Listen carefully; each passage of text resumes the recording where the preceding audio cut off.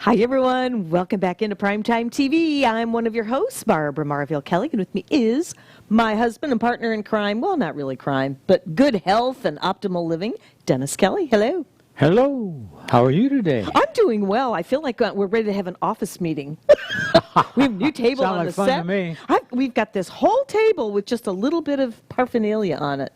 So we're back. We were off for a little bit for one reason or another, but it's great to have you with us today. I did post on Facebook that today's show is going to be pretty much about, as it's going to continue, our 2020 vision for 2020, because it's never ending. It's ongoing, right? That's right. So we're going to be talking about some of our secrets to optimal living. We're going to be talking about balance, right? Right. Balance is the key. Absolutely. And we have found the master key that lies within this book right here, The 6 Steps to the Fountain of Youth. I called this our daily guide today because it pretty much is, isn't it? Yeah, you can follow that pathway and it will lead you to some really interesting things. It will. It will lead you to a lot of awareness. The 6 Steps to the Fountain of Youth was written, and I was used as a test case back in 1996 when I met you at the gym, and you helped get me turn my life around, because I was working at HSN at the time, and I ended up building a time slot in the wee early morning hours, and the rest was history. So I followed these 6 steps, and these 6 steps are not outdated. What made you write this book? I was asked to write a book because I did a complimentary seminar for a group of businessmen, and the president and CEO of the company said, you ought to write a book. You never thought about doing that? And he said, I'll publish it. See that? And there's so much in here. So you actually took from what you did in the seminar. Right. And put in the condensed book. it. And the program is called TriNeuroGenics, and that's what we're going to start out talking about, because I'm going to mention a couple of things that really hit my core that you brought up that led me to the whole TriNeuroGenics program, which is the mind, body, spirit concept. I know that phrase is overused many, many times, but there's really a lot of substance, and maybe other people have different spins on it. But I loved it when you said using the mind as the map, the body as the vehicle, and the spirit as the fuel. Now, was that God-driven? Was that divine intervention? It's a trilogy that has a lot of bounce to the ounce, I should say. I like that. Yeah, it gives you direction, because, like I said so many times, if you don't have an idea where you're going, then the thing is, you're never going to know what you've done and what you missed and what you haven't done. And in this program, you have used this. It's been your own kind of secret little program. Many, many, many papers my husband has written for his own training from the businesses that you have coached, and you've used the same for you to win 6 world championships as well, right? Absolutely. Had a lot to do with that, and of course, how you live your life out of the ring has a lot to do with how you're going to do in the ring and the results. Because anytime you're an athlete or anytime you are in a person that has the public eye, you should be a good example. There's so many young children, young men, young women that are lost. They don't have a goal. They don't have a purpose. And I wanted to encapsulate those things that helped make me what I am today compared to what I was yesterday. Which was a great loser. athlete. No, I wasn't. I was the worst athlete in the history of Grafton High School. And my coach used to make fun of me to the other players, and they hated to play me because every time they played me, I would create a mess. I would lose the ball or whatever sport I was doing. And then I'd come home, my stepfather would say, "You're a bum." And you weren't worth 2 cents. Weren't worth 2 cents, yeah. So you grew That up. was a really great way to begin this life on this planet. I know. And that's all going to be told in The Legend of Tango Man, which is your autobiography that you're working on as one of the most highest goals that you're looking to achieve, because your movie is about your real true life growing up, and it's going to be a great story how you had to quit school and get married because of your sweetheart became pregnant, and you did what they did back then, and you got married, and then that didn't work out, and one thing just led to another. But there's highs and lows, and it's all about dance, romance, the martial arts, good old family values, foundation of faith, all the things that we live in our life. You put that today. quite eloquently. That's very good. Well, we both live that, and I know what your story is. And Right, it's right. great. So let's talk about some of the things that really stood out for me. One of the biggest things when you would teach your Tai Chi class, when your mom was there, right? And she sure loved you. I know, and I loved her too. I miss her a lot. But we would, kibitz in the class and all, but you'd always get our attention with some philosophy or some point. And the one thing that you said to me that is validated by science and HeartMath Institute, you know where I'm going with this. Yep. And I'm going to look right in this camera and say to you, did you know that 5 minutes of an angry thought creates how many hours of bad chemicals dripping into the system? 6 to 8 hours, a whole day. One bad thought held for 5 minutes or more. Could be a jealousy thought, anger thought, a worry thought. Depends upon the intensity of it as what kind of bad chemicals you're going to be putting out in your body. That blew my mind. I'm going, how many 1 to 5 minutes of angry thoughts or disgusted thoughts or worry thoughts does the average person go through in a day?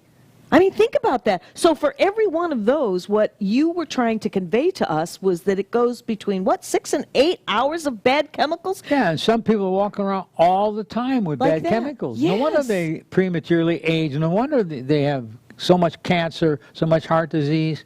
Not that anybody that does all these things is going to be free from it. But the key thing is when you do get one of these emergencies, one of these life-threatening diseases, you can handle it better. Mm-hmm. You can look for the silver lining in the dark cloud. That's right. That's Just right. like when I was diagnosed with Parkinson's disease. First reaction was, God, why me? Then my next reaction was, God, why not me? Because I'm a warrior. I can use this. This must be a gift from God to me to get people to listen to what I have to say. So if I can live a normal, healthy life with this disease, it's not a death sentence by any means, then the thing is, think of the amount of people that did not have the opportunity to learn like I have, because I had some great mentors that believed in me. That's right. I mean, I was so far gone that even my own family didn't believe I would make it. That's right. And I remember that we both kind of grew up with that false belief system, and boy, did we prove everybody wrong, didn't we?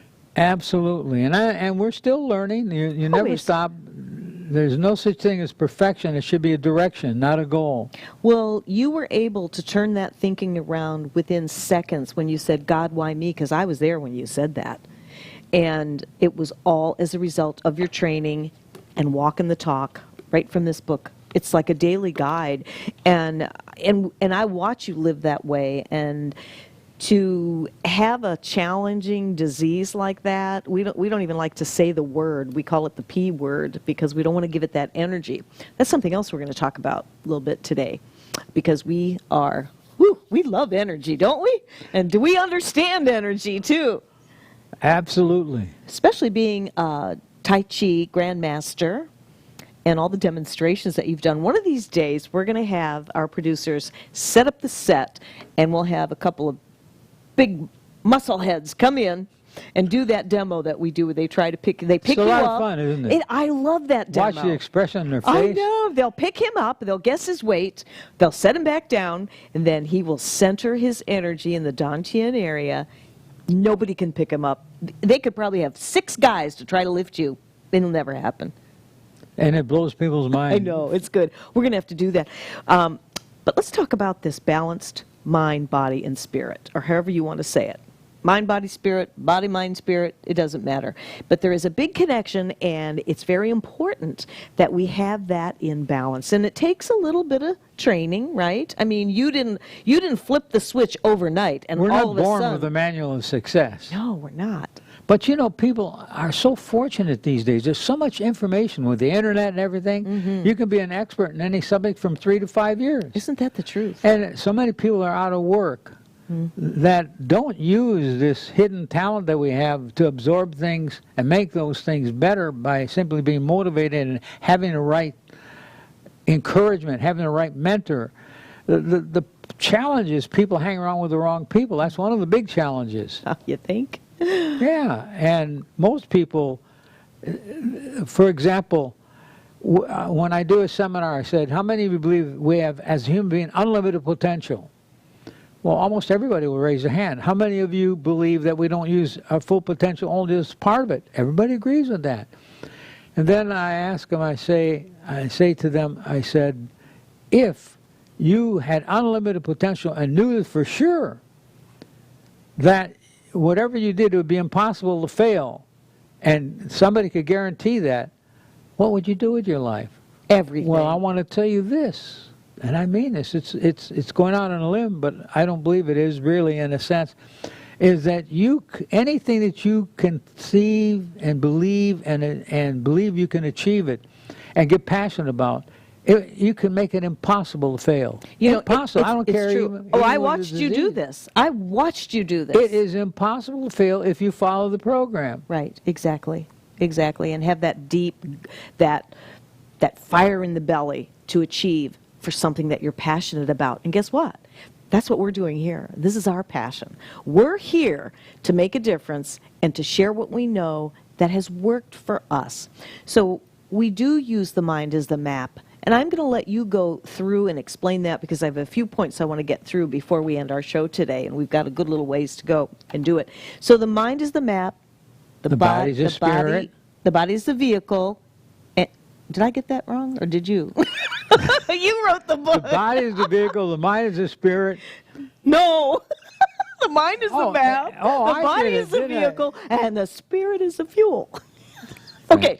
We'll stop right there. That was a Parkinson moment. No, it's okay. It's okay. So give me your spin on that, because there's a lot of coaches out there that have their own spin, and that's great. But we're all pretty much in the same field as light workers and energy workers. Well, you hit the magic word, energy. You have high energy, low energy. Every cell has an energy factory. It's keeping that factory in good shape. Being able to believe that you have unlimited power, and changing your speech. In other words, what you say when you talk to yourself, or what you say out loud. Being very careful in guarding that speech, because what you dream about, what you think about, you bring about. That's very It's like true. the 3 most important words. Thoughts are things. When you think about something long enough, those thoughts become real. That's why you have to be careful what you want. Well, once you got it, you may not want it. And you're so correct about that. And it was very profound when you came up with that, thoughts are things. And when you think of something and think before you say it, it can be so very powerful, because once it's said, it's said. You can't take it back. And how many people get in arguments and poor broken relationships just because of the word and the sharp tongue? You agree? Absolutely. So it starts, well, I guess you could say does it start in the heart? Does it start in the mind? What happens to trigger people to say not so nice things, as opposed to going to your heart and thinking, before I say that, let me see how that's going to affect somebody? Does that make sense? Absolutely makes a lot of sense. And the thing that most people don't realize is when you make a mistake with a relationship or anything, you keep making the same mistake unless you change that around. Mm-hmm. And I call it segment intending. When you, just before you go to sleep every night, go back and see what happened, relive what happened during the day, things that you would want to improve that you said the wrong thing. Like how many times have we in our life said, I wish I'd have never said that to that person. And it's too late. I hurt that person. Or Yeah. I really made that person feel bad. And or you made yourself feel bad because you really blundered. You did a stupid thing, but usually stupid things will keep repeating themselves. Mm-hmm. So the segment intending is, and it doesn't have to be just before you go to bed, but that's about the best time to do it, is what you do is replay your day over again. Those things that you said the wrong thing, go and see yourself saying the right thing. Analyze it. Go to the heart. Yeah. And then the next time you run, and you will run into it again. Believe me, you will. It becomes a thousands of habit, times. right? A habit. And if you don't do that, what's going to happen is, even if you said, I won't say that anymore, that's not going to work. You will say it again and again. Mm-hmm. If you just relive it, picture yourself what you should have said, right, what would have made more sense, which helped the situation better, and embed that in your mind and in your heart, and feel genuine that you really want to pray for that person, pray for yourself, whatever, is to be able to set that in granite, so to speak, that thought, and then change it. And then the next time you come to that same situation, you're going to go right back into that mode that you did before you went to sleep, reliving it, restructuring that thought, and making it a positive thought. Then you're going to hit that rather than the negative thought, what you keep repeating over and over till you change it. So you're replacing that habit of saying the wrong thing into a habit of saying the right thing. Just like if you look at a fence post, there's a hawk on the fence post. There's a hawk. If you want to change it into a dove, you can't. You have to replace it with a dove. You can't change it. You have to replace it. So that with makes a thought, sense. you have to replace that thought with a good thought. And want to generally do well with it, not just because somebody told you to do it, but you think, well, I'll try it and see if it works. It works, I can guarantee you. Yeah, and it also takes us back to, the whole energy thing, and our HeartMath program from HeartMath Institute. That is all based on energy. And this is why we're so passionate about what we believe in as far as energy and how we can change so much within our own bodies, mind, and spirits through living a heart-centered life. My husband went to the mountains a couple of times, getting certified with heart. Two times. Week events. And at HeartMath Institute, and it was just such an amazing experience for you. I had to stay home with the dogs, but it was okay, because you came back with such a wealth of information, and what we love about it is the validation about the energy that is within us, and how we do have the power to change and improve our life experience, our successes, whether it be in business or personal relationships, right? Right. Share a little bit about that, because before we close our show today, we're going to do an exercise. We're going to show you an exercise that you can do on a regular basis that will help you change your thought process by changing the heart process, because that comes first, right? Absolutely. Your heart response before the brain? They did research, HeartMath did research, extensive research. Make a long story short, just the basics of what they did. They hooked people up to the EEG machine and to spectrum analysis machine, so that whatever their heart rate, whatever their mind would show up on a screen, the mind, if it was in a good mood, it would show flowing. If the mind was in a bad mood or thinking negative things, it'd be like a seismograph, a California earthquake, so to speak, like that. So what they wanted to see is what comes first, the mind thought or the heart thought? Because there is a brain within the heart, discovered 30, 40 years ago, that there is a brain within the heart that communicates with the heart. And that's proven. There's crystallized cells in the heart as the same as in the brain in communication type cells. So what they did is they had a screen and showed things like peaceful scenes, tragic scenes. They wanted to see what would respond first, the brain or the heart. But what happened blew everyone's mind. To this day, you don't hear many people talking about it because it's too hard for most people to believe, to have a concept of being able to open your mind enough to really absorb something of this nature. What happened was just before they were getting ready to send the heart or put on the screen a picture of either a beautiful picture scene or a tragic picture, doesn't matter. What happened is just a nanosecond. I call it a nanosecond. It's a nanosecond. The heart would vibrate in a certain way that the heart, right before the picture was shown, the heart with the spectators, the audience had these attachments to them. The heart would respond before the picture went up. That's just wild. A nanosecond. The heart would respond. That means that the heart is clairvoyant, in a sense. Some people probably can do that better than other people, but we don't look at that as as having that potential to do that. That's the same thing as people. The reason they give up their power is they don't believe they have any. That's right. You know, when I ask everybody, they have unlimited potential, everybody will agree with that. And I tell them, if you just change that just a little bit, rather than say, I have unlimited potential, say, I have the power. Unlimited power. Unlimited potential is talking like the future, something you have to work around to get or whatever. But if I have the power, that's instant. That is instant. And both of us have really proven it to ourselves. And some of us, you may even be doing that by default. You may not even realize the power that you have, but you find yourself doing it because you keep thinking of the same thing over and over, and you're setting intention for that.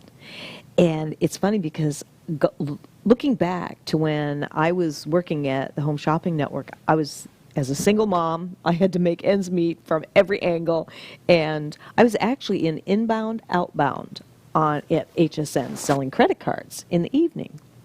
Well, I was not too far away from the live set where the live TV show host was demonstrating product, and I kept seeing myself doing that.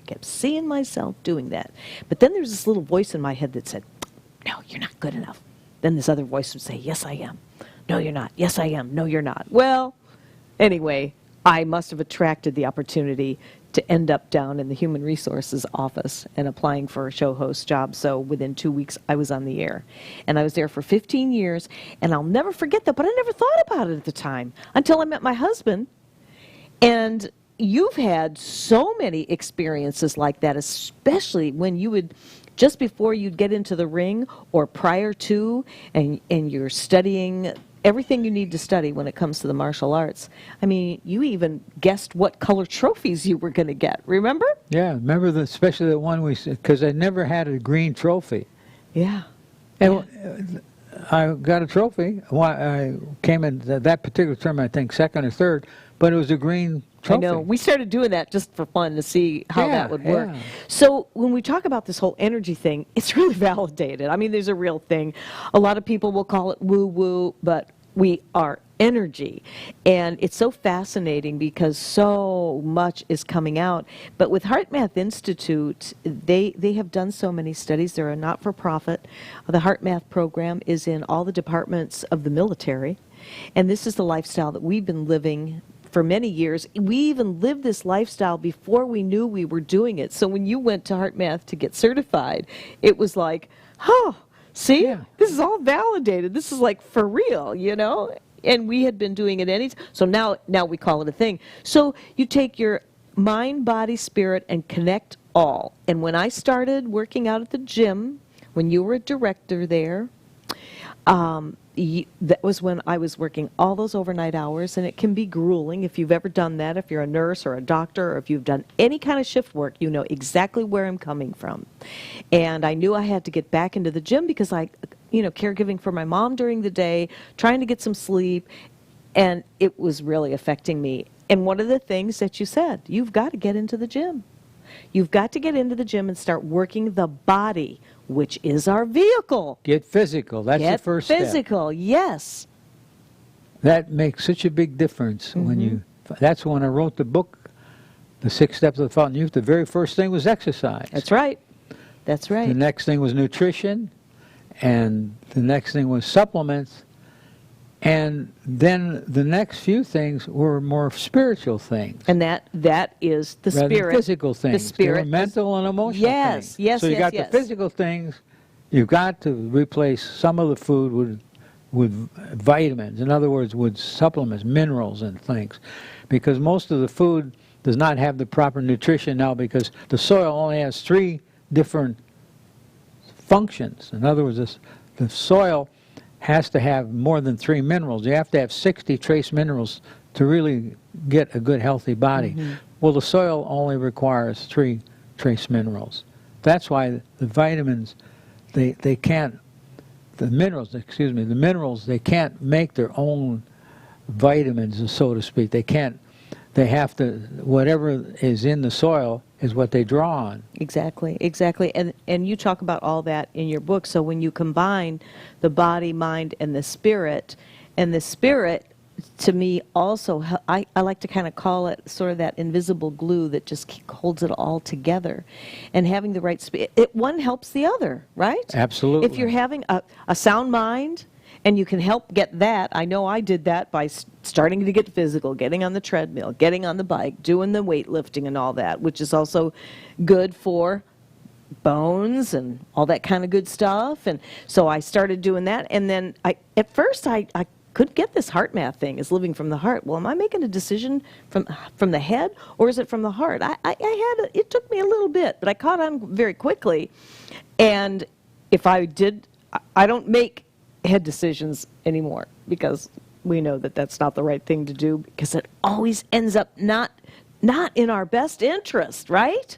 Absolutely. So yeah, it's important to live a heart-centered life, and it ties us all together. It brings the energy, the heart, and emotions, the most powerful emotion, which is love, because when we come from the heart, we're coming from love. And that, to me, is more important than anything else, because love will change the world. That's a very good way of putting it. It comes from the heart.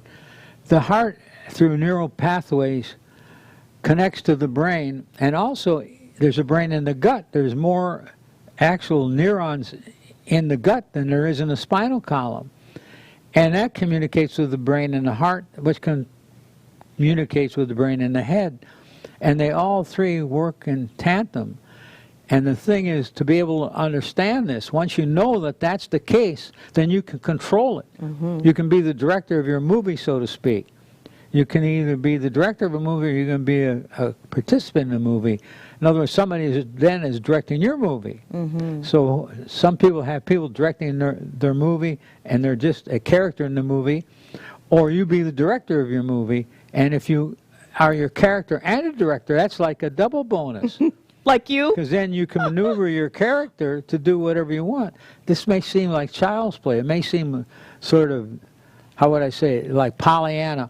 But there's so much to this, so much power of the mind. But the mind, the power doesn't come from the mind as much as it comes from the heart. Because when the heart has 60 more times the bioelectricity than the brain, has 5,000 higher frequency level than the brain. And a lot of people don't know that. No. That's what I am here for, you're here for, and all the people that we worked with. That's right. And the people that we trained with, we're out there trying to help people understand these things. They're not weird things. Only think they're weird because we don't have anything to compare it to. I call it the big wow factor. Yeah, exactly. And the it is big wow. It is, because it can change your life. It can really change your life. And we all, this is a very overused phrase, but it's very true. Knowledge is power. Absolutely. And when you have the knowledge, the right mindset, and you're open to maybe changing a disconnected belief system, I mean, that's really where the fireworks begin. And I've heard you say that time and time again with so many different seminars and workshops. So we just talked about the mind-body-spirit connection. We also want to talk about, which can kind of be a good segue from that, on whether to fight, flight, or flow in life. Because we're setting out for our 2020 vision for 2020, and we have a really big goal that we're seeking out. So we're sharing with you a lot of our secrets that we do to get into the groove. So Good way of putting it. yeah, it is. Be groovy. I know. So fight, flight, or flow. Let's talk three about Fs. that. Yep. Yeah, it's like keeping your eye with the ball in the air. You have the mind, the spirit, and the body, the physical thing. It's keeping your eye on the one in the center. In other words, when a juggler juggles, say, 3 things, he's going to keep his eye on the ball in the air. If you got 4 things, he's going to keep his eye in the 2 balls in the air. The key thing is we lose that punch when we don't really foresee what we want has already been accomplished. That's the key, is not looking at that something that's going to happen later on. It's happening now. If you're driving an old car and you want a new Corvette or something, when you're driving an old car, picture that being a new Corvette. And ask, can I afford this? What do I have to believe to have this car? To have this car, and it should all be legal, of course. and several times a day, or just even once a day for 5 to 10 minutes, just picture yourself with that car. And eventually, if you do not give up on that thought, it will come to pass. I have never set a goal, with the exception of one goal, which I'm working on. I haven't made it yet, but we're getting closer and closer. But every other goal I set in my life, it's almost scary. It came about exactly, almost exactly in most cases, but exactly in some, the way I saw it. And if it wasn't exactly, it was so close, and the fact is, it was better than the one that I even anticipated. Isn't that something, though? Yeah. Yeah. I mean, I could go on and on with the goals I set that I made. First of all, when I said I was going to publish a book, write a book and publish it, people say, yeah, anybody can write a book, try to get it published. And I didn't know I was going to get published. The people spend too much on the why. Or the why, or living in what-if land. Yeah, they spend too much time on trying to figure out how I'm going to make that goal rather than spending time seeing the picture. The picture will tell you, the heart will tell you how to make that goal. You know, of course, having as many facts and information you can about it is important. For example, I like to use one particular thing as an example. When you're setting a goal or want to do something in either small or big or huge business venture or whatever, it doesn't matter. There are several things that you do. First of all, if you start off by being the explorer, you explore all the avenues, all the things about what you soon want to go in and endeavor to go into. Then the next thing is you are the artist. You take those things and paint a picture with those things. In other words, having all that information and start putting it into like a picture. The next thing is you become the judge, judging which of these things would be better for the business you're in, always going to the heart for further information. And then the last thing after being the judge is the warrior. Once you establish those 3 things and become the warrior, then you are in a war. And the war is you're going to win that battle. You're going to have that goal accomplished. So those 4 things help you keep everything as proper perspective. You know, there's so much to be said for that, and as I'm thinking back to when you were in your competitive days. I'm still in my competitive, just different competition. I know. He took his last championship at age 78. Seriously, he's 81. And I don't know what to expect next year. But anyway, you're always surprising me. But where I was going with this was the fight, flight, or flow. And these are choices. And what I've watched you since I've known you is the only time you fight is when you're in the ring and it's full contact point karate because you're in it to win it, for sure. The flow part is what I see you on a daily basis. I mean, nothing rattles your cage. You don't get angry. You don't get mad. You don't raise your voice. You don't throw things. You don't, I mean, that is the part of the flow. What caused you in your life, and this is, you know, open conversation here with you guys, what caused you, where did you get from here to flow? Because it wasn't always that way, right? No, that's for sure. I had a very sordid childhood. Yeah. I mean, and, I could have every excuse in the world not to succeed for what happened to me as a child. But I call it the tipping point, and that's not an original idea. There's a book written called The Tipping Point. I can't remember the artist's name or the author's name, but it's a great book. And it's like a tipping point. You have a fork in the road. You can go this way, you can go that way. The example I like to use is if you're walking down the street, and let's say you're 12, 13 years of age, and this person is in front of you, and all of a sudden falls out of their back pocket, and you look down, it's their wallet. And there's all sorts of money in that wallet. Now, that person walking away doesn't know that you got that wallet. There are several ways to approach that. I got this money. You run away with the wallet with the money in it, or you run after the person, walk up to him and tell him he's lost his wallet. Only because the only reason you're doing that is because you're afraid you'll get caught. So that's partly the reason, but there's still something hanging there. The third reason is stopping him and genuinely feel this person, it's not my money, I have no right to that. That means the one that went to pick up the wallet and run with it ends up being a bank robber. The other one ends up being a bank manager. I'm sorry. Did I hit a nerve? No, go ahead. That just tickled me. Yeah, it's that tipping point. Yeah. Yeah. Everybody has a tipping point. Yeah. Something that where my tipping point as far as my success in business and in the sport world, being a lousy athlete, the coach used to make fun of me, and my stepfather called me a bum. I mean, I had a paradigm that was terrible, terrible. And the tipping point was my girlfriend broke up with me because I wouldn't dance. She ran off with a dance instructor. And it started as a negative positive where I was going to go in there and learn how to dance so I get my girlfriend back. That started a whole chain reaction. Because up at that point, I didn't think I'd do anything. I walked in the dance studio. I think it's a waste of time. I walked by that same dance studio 4 or 5 times wanting to go in and take these lessons. Well, I'm going to take a long explanation, making it short, because I know there's other things we've got to cover. But that started things. And the woman that trained me, the owner of the dance studio, when I walked in and told her my challenge, I want to get my girlfriend back. And the fellow that ran off with her, the ballroom dancer, used to work for this dance teacher, I love this dance story. owner. So she said, oh, that guy, Pat, he used to work for me. So she said, he's a jerk. So she said, yeah, I will make a good dancer. You want to be Pat? She even taught me free lessons because of that. So some of them were free. So anyway, it ended up that I didn't want my girlfriend back after. And there's a whole story, but I'll save it for the book. Yeah, the movie and everything, because it's really a great story. It's very motivating and very inspirational. It all comes right down to your values, really. Well, going from not being able to dance, and my mother was a great dancer. My mother and stepfather used to win trophies. I was like the black sheep of the family. She tried to teach me, she said, you'll never learn. You have no rhythm.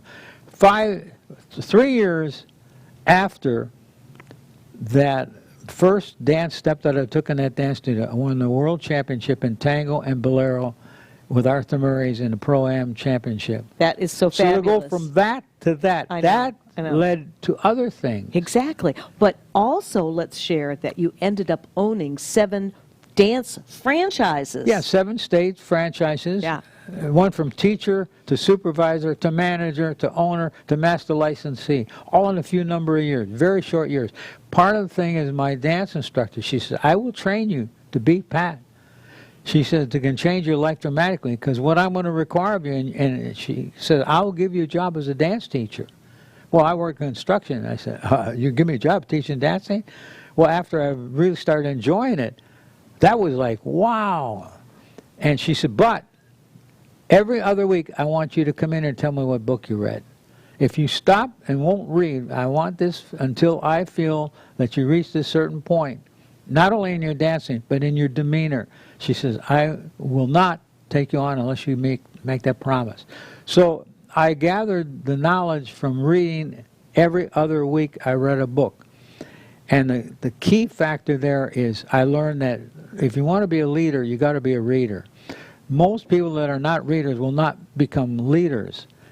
And not every leader will become a success. Most of them will, if they use that as every time you read a book, you're bringing a new master into your life. You know, that's very true. You should see our home. I mean, we have bookshelf after We got more bookshelf. books than most books stores do. and I still love the tangibility of holding onto it and highlighting and all of that. It just feels good. I love the energy because there is energy in that. And I always love sharing your story about where you came. And isn't it interesting, Gigi, who was your dance school teacher, she kept this reading with you. My husband reads daily. He reads daily because there's always something to learn. It doesn't matter how old you are. There's always something to learn. Oh, absolutely. It's a wonderful warehouse of knowledge out there, especially now with the internet. Yeah. You can read your book right from the computer. Isn't that something, though? And you want answers to things, they're in the computer. Yeah, they are. Yeah, they are. I remember when you wouldn't go near our first computer. Oh, yeah. I think that was funny. One other thing that I want to cover before we do our Heart Math lock-in as we close the show is to talk about how to learn to be happy in spite of things. This was another comment you made at a seminar or workshop. Learning how to be happy in spite of things and not because of things or people, right? Right. Absolutely. And the key thing is one of the biggest things that would determine upon a person's success in life is their ability to be able to control their emotions. Thank you. Give me a kid out of high school that has this exciting venture-like demeanor about them, about the fact that they have a great attitude, they see the stars, they believe in this, they believe in that, and they have this enthusiasm, this imagination with enthusiasm. I will hire a kid out of high school, any college graduate that lacks that enthusiasm. The attitude is 85% of how successful we're going to be. Our attitude plays such an important part. Those that can manage their emotions, there are very few people can manage their emotions. No, it's true. It's very true. Anna Weiss wrote a great book called The High-Powered Mind. And she's, in her book, talked about the high-powered mind is one that can, at ease, reach that desire and benefit and be able to do that daily and be able to bring out the emotions that are applicable to that need. In other words, anything that comes up in life, you can choose what emotion you want to attack that from a standpoint of success. And that is very easy to be able to understand, but hard to do. It is, and it comes from the practice that you were talking earlier on about going back and having that little conversation with yourself, just with about situations where you may have said something to maybe hurt somebody's feelings, or you just you failed to manage your emotions, which caused you to fail to manage good results in the end, and to go back and rethink that. And that's basically what that's all about. And so once you develop that habit, you get into that synchronization. It works. One of the formulas that I use, probably the most important formula that I've ever used in my life that has made me one of the most successful managers and owners of a business, especially a dance business, that's a tough business, is Q plus Q times S equals the amount of success you achieve in life. This was embedded in my brain, and I could not do anything without following that basic formula. And Q, the quality of service, plus the quantity of service, time the spirit and harmony in which that service is rendered will have a lot to do with the amount of success you're going to achieve. It's a simple thing to say. It takes practice like anything else. You can't just take that formula and run with it and expect miracles. But once you learn to do it with small things and build up the ability to utilize it and then make almost every decision that you make based on that formula and stick with it, your life becomes unbelievable. Your training in the sports will be so much better. Your training in business, your training in your personal life. You become a human dynamo of success. Not necessarily financial success, but success in all avenues of life. And the biggest thing in success is really liking and loving yourself. so that you can like and love other people. So the quality of service plus the quantity of service, time the spirit and harmony in which that service is rendered, is the magic formula that works miracles. It does, and we've done that. We've seen that. Well, it gives you a barometer. Like, for example, if you run a business and you want your quality of your service to improve in that business, and you want the quantity of service to improve. Now, the amount of people that you please, the quality of service is always put the quality first. The challenge with that, sometimes the people that work for you don't want to put the effort into making that happen. Mm-hmm. So you gotta really juggle people around in a sense where they become part of the successful pattern, making them believe in being part of that Q plus Q times S equals the amount of success. That makes a major difference. Being able to look at, if you want to increase the volume of your business, but the spirit and harmony goes down the tube, that's not working. You got to figure out how to do it with spirit and harmony, especially in a personal relationship. Exactly, and that's what we were talking about in the very beginning of the show, is bringing that mind, body, spirit together in balance.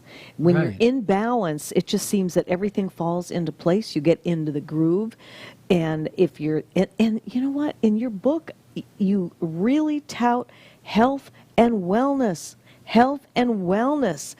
Eat properly, do the right thing, do your research on, and we research the researchers all the time.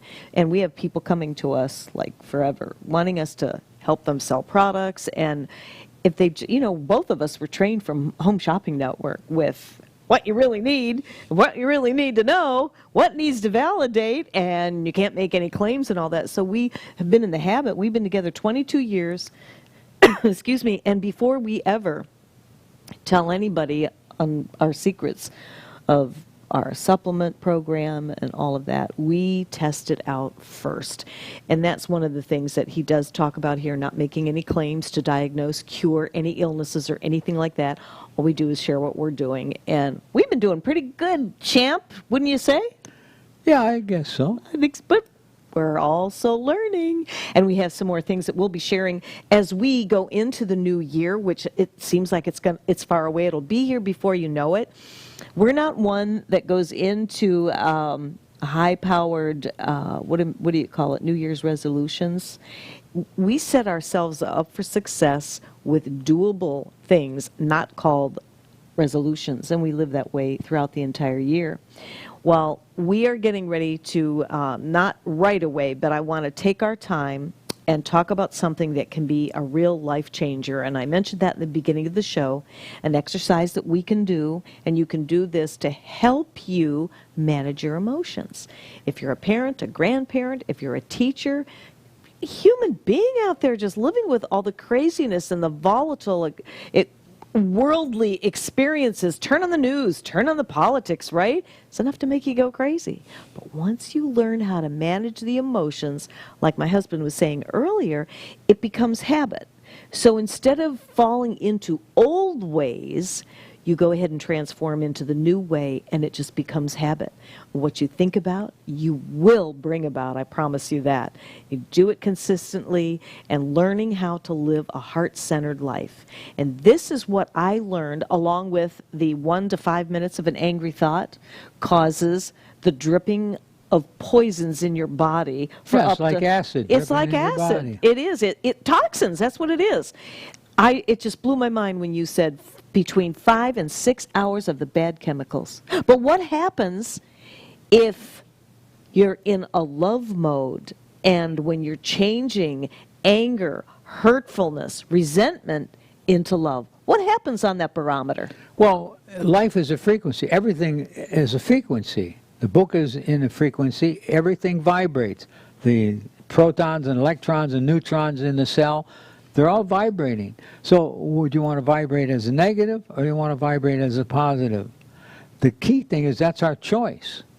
But most people don't know how to do that. It's simply in Asia, especially the martial artists, the true Tibetan monks, and those really are true martial artists. They look at the body and mind as being energy. They come from the standpoint of energy. So what they learn to do is move that energy to their favor by simply believing that and being able to work on seeing things as an energy output and input, and be able to live with that and know that, because once we learn we're energy, then we decide where do we want to vibrate.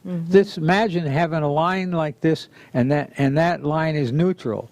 The unfortunate thing about neutral is if you don't stand for something, you'll fall for anything. So neutral, you're not positive, you're not negative. You're just out there hanging around. You're just there. You're very easily susceptible to negative things. Exactly. But choose to vibrate, say, from a scale of 1 to 10, choose to vibrate on the positive, and creating that fixation there of that as a plan, as actual, a doer thing that will work good, enables that to be an actual wow, a big wow factor. So if you want to vibrate, say, at a level 3 or 4 on a steady basis, if you say 10 being euphoria, positive, 10 negative being, how would I say it? I'm trying to think of the right word. Being horrible, in other words, being possessed in a negative thought to the point where it affects your mind, your body, kind of like emotions. the dark side. Like the dark side. So if you don't vibrate positive, you're going to be vibrating negative. And usually it keeps getting worse and worse. The key thing is, by realizing that principle, is pick what area you want to vibrate. Now, you don't want to vibrate it at 10 constantly. I mean, you'd wear yourself out. I mean, you would lose the pizzazz. You have to, like in the Buddha studies, in Buddhism, it's all the center of the road. Not being too far to the right and not too far to the left. And that feels uncomfortable to be that high, like constantly. It's, you know what I mean? It's balance. It all goes back to balance. Balancing our lives. And the one secret that we're going to wrap the show up is with a heart lock-in, which you do with all of your students. We live this at home before we make decisions. If somebody's in your face screaming at you, trust me when I tell you, they can't control your mind or your heart. And that's how it comes together. So I'm going to turn this part over to you. We have about 5 minutes, and I'm going to let you do a heart lock-in that you share with us. I love it. All right. And that can change your life dramatically, because you become the benefactor of something that really works and is bulletproof. First thing you want to do is have some loose clothing. You want to be comfortable sitting in a comfortable chair, and have some nice, soft music. It's not necessary, but it makes it much more powerful. 60 beats per minute or less of music that, you know, sounds of ocean waves, nature sounds. All right? And you have that playing in the background. And then sit down, take a couple of deep breaths, and go to your heart and pick a time in your life that when you go back in time, that when you think about it, it really makes you feel good. It really makes you feel real positive. Or the warm, fuzzy feeling you get when you look at a picture of a loved one. Now, imagine breathing from the heart, in through the heart, out through the heart, and storing these wonderful feelings. Then once you establish that you're breathing from the heart, can feel something from these feelings. Even if you can, if you just picture those feelings, it'll come about. And at that point, what you want to do is, from your heart, send some love out to someone that you may feel needs it, somebody maybe had an argument with, you want to make them feel better, or just somebody that you really wish to send some love, because guess what? They don't know what hits them, but it's proven fact that they will respond in some way, in a lot of cases, right at that moment. You can be thousands of miles apart. When they were on the moon, some of the astronauts sent thoughts to the people on Earth. They were instamatic. There's an interesting article written on that. Anyway, getting back to what I was saying about the heart lock-in. Then would you send that love out to someone? Now guess what? When you send love out to someone, picture them smiling and receive that love. Picture them feeling that love. And you picture yourself feeling that love for helping that person or being connected with that person. And what happens is, what you send out is like an oak tree. Guess what? An oak tree was an acorn, a little tiny acorn. Put it in the ground, cover it up, and nourish it. And guess what? It ends up becoming a giant oak tree over a period of time. It's the same thing with love. And every day when you do this, guess what? The benefactor is you and the person you send it to, even if that person is no longer here. So that sounds oversimplified, but that is really, to me, a wonderful way of really bringing love into your life through helping it to somebody else's life, rather than a selfish thing. Well, I want to be loved, so I'm going to love myself. All right, that's well and good, but when you send some love out to someone and know that you're going to get it back, not send it for that reason, but just to really feel good in that person's life, it makes a major difference in your demeanor and the way you grow into a really wonderful, caring, loving person. And it affects you. Thank you, hon. It affects you in your most daily definitely. work, and it's just a different way of living and loving. And it may I don't want it to sound Pollyanna, because HeartMath has done their studies on it. It's very validated. The highest, most powerful emotion is love. Who doesn't want to be loved? And you can make decisions in your life just by putting yourself in that frequency, because I've often heard you say you cannot have two opposing emotions at the same time. It's impossible. You can't feel love and hate at the same time. I don't ever feel hate, but there is hatefulness out there in the world. So if you just weigh it out, again, it comes with balance. You have love here, you have love here, you have love here, love here. I know I'm getting all gushy here as we close the show, but honestly, I mean, I go around town with my love hat with love in rhinestones on it, or love across my T-shirt. She does. Just to subliminally make a point and to make a statement, because goodness knows, God knows, we need more love on this planet. It's the highest frequency in the universe. Absolutely, absolutely it is. And the lowest is rage. Yes, and we see a lot of that. Again, turn on the news. Yeah, people say, well, that's good to express yourself. No, it's not. No, it's not. You just have to let it drift away. You have to replace it with a caring, loving thought. And I'm tapping you here for a reason. It's time to call it a wrap. That was the fastest hour in the world. I know. Love it. Hey, guys, thanks for joining us. We may have some big surprises next week for you on Primetime. See you then.